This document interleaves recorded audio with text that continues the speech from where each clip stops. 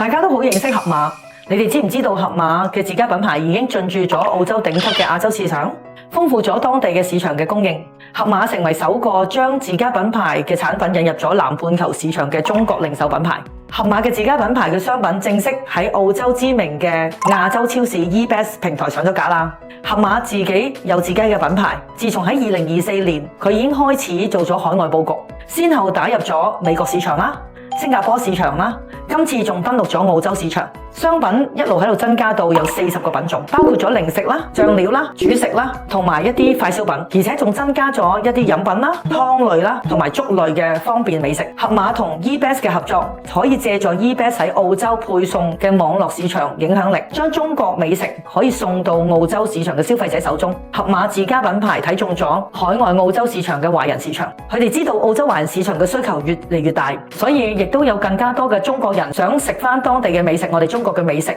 透過美食緩解一下佢哋嘅思鄉之情。